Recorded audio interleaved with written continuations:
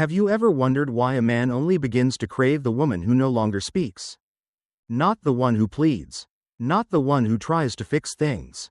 But the one who goes quiet, not from manipulation, but from knowing. She doesn't shout. She doesn't protest. She simply steps back into herself like water pulling away from fire. And in that silence, he finally hears everything she never said.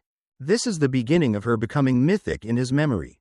You see, most men do not fall in love with the woman as she is, but with the reflection she casts on the surface of their own unconscious. Carl Jung called this the Anima, the feminine presence within the psyche of a man. When a man meets a woman who embodies depth, intuition, mystery, and restraint, his inner world awakens. But if he has not done the inner work, if he has not wrestled with his own shadow, he cannot distinguish between her and what she mirrors back to him. So he projects. He makes her divine, or disposable, worshipped, or misunderstood. There is no middle ground for the man who has not yet met himself. And when that woman, the silent one, removes her energy, not angrily, not dramatically, but completely, his psyche shatters. Because it wasn't just her presence he depended on. It was the illusion she held together for him, that he was worthy without ever having to prove it. That love would wait endlessly. That he could delay growth without consequence.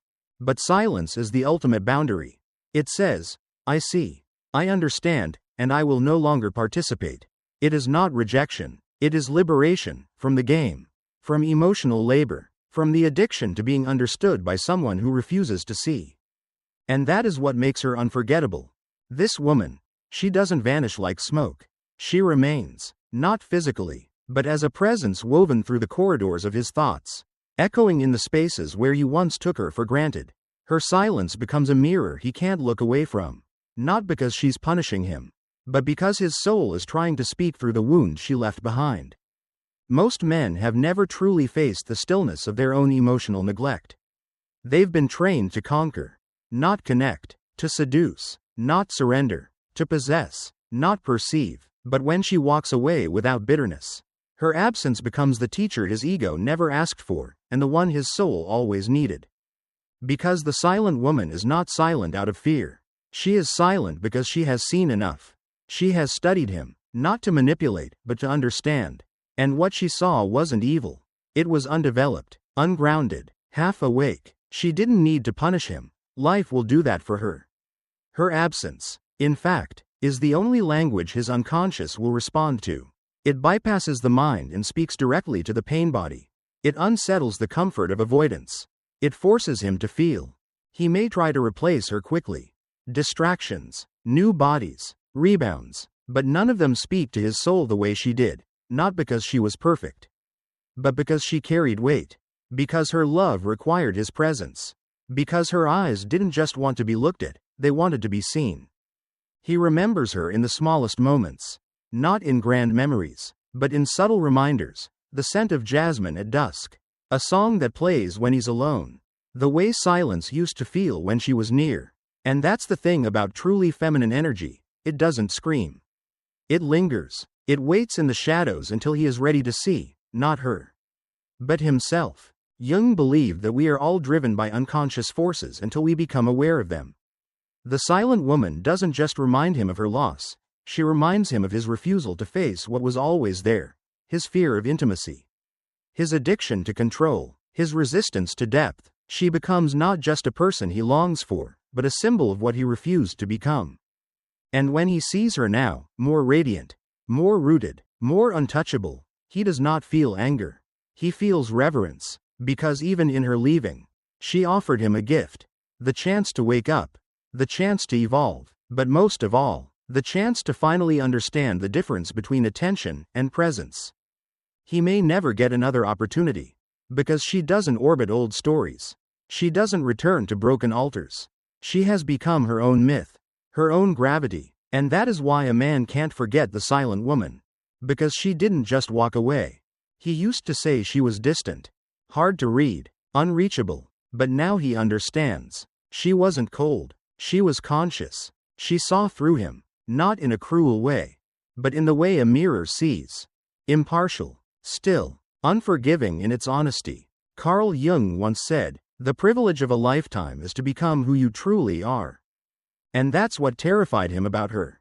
She already had. She had faced herself, sat in her own darkness, dismantled her illusions. She didn't need him to complete her, only to meet her. But he couldn't, not because she was too much, but because he hadn't yet become enough.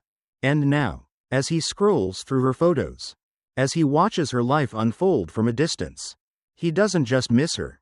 He envies her peace. That peace wasn't natural. It was earned. It came from choosing solitude over performance, depth over attention, truth over comfort. She became the kind of woman who doesn't just inspire desire, but reflection. Not, I want her, but, who was I when I had her? That's the wound he carries now. The wound of missed alignment, of realizing she didn't change. She just outgrew the version of him that refused to grow with her. And this, Jung would say, is the great tension of love. That the feminine is not here to soothe the masculine ego. She is here to shatter it, to offer him a portal into his own wholeness.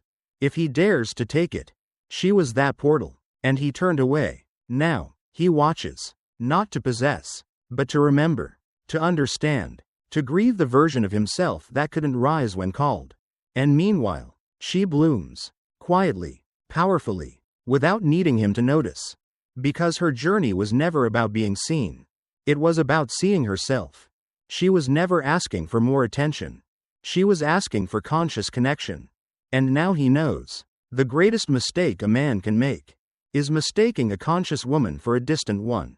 He wanted closeness. She needed presence. He gave noise. She craved depth. He offered touch. She offered transformation. And now, he lives with the ache of realizing that what he once called too much was actually the most sacred invitation he ever received. But she's gone now, and some mirrors, once turned away from, never return. There comes a moment, quiet, unremarkable, when he finally stops searching for her outside.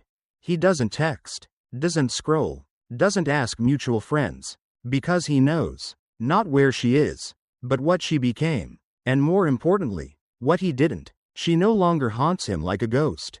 She has become something far more powerful. A mirror sealed shut. A version of love he can't access.